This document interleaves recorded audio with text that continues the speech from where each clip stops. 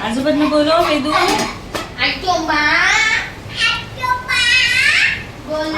तुझं लक्ष पर्यंत ना. हा आपण केलेला आहे लच्छा पराठा.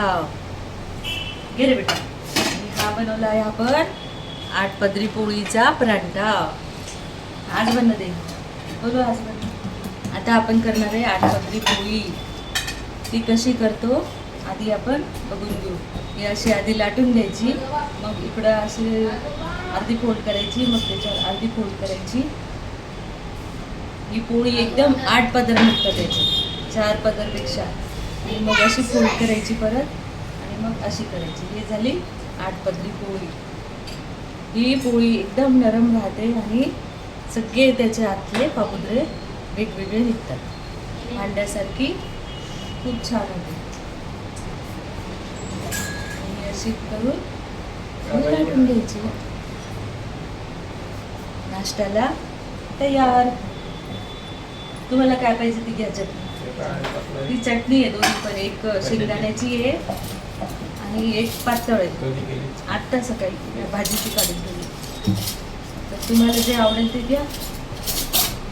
आता हा आमचा वेदश्रीचा छोटासा पराठा आहे. 8 पदरी शेंगदाण्याच्याच आहे दोन्ही. एक पूर्ण वाटलेली आहे आणि एक अर्धवट वाटलेली आहे. हॅलो, आम्ही आज मस्त जेवला आणि पराठा खाल्ला. हो. हे बघा तुमची वाटी. नाही थोडीशी कमी घ्या. कमी घ्या. रासनी मिरच्या आहेत त्या. रासनी मिरच्या कुठं टाक पडतात.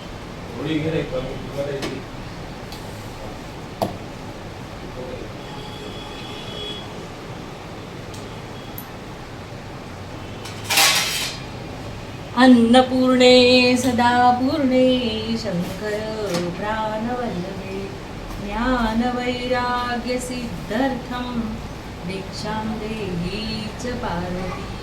माता च पार्वती देवी पिता देवो महेश्वरा. बांधवा शिवभक्ताच स्वदेशो भुवनत्रयम्. स्वदेशो भुवनत्रयम्. असा हा 8 पदरी पोळीचा मांडा पोळी आपली आता तयार होते आहे. खमंग. अन्नपूर्णे सदा पूर्णे शंकर प्राणवल्लभे ज्ञानवैराग्य सिद्धर्थम दीक्षां देहि च पार्वती. अशी ही 8 पदरी खमंग पोळी आपली आता तयार झालेली आहे. आपण आता हा गरम तवा रिकामा असला ना तर त्याच्यावर भाजी उकळायला ठेवून द्यायची. तर एवढा तापलेला असतो की भाजी आपली लगेच उकळायला लागते. म्हणजे आपला तेवढा पण गॅस वाया जात नाही. हे बघा असे छान पापुद्रे 8 पदरी पोळीचे निघालेले आहेत. अशी ही पोळी खमंग आणि हे सगळे मांडे त्याचे निघालेले 8 पदर.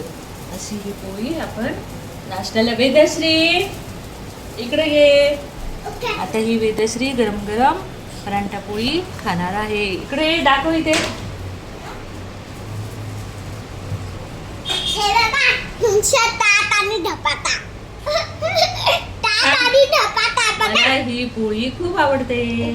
ताट आणि धपाटा मला खूप आवडतं खायला. ताट खूप आवडतं. या मग तुम्ही पण.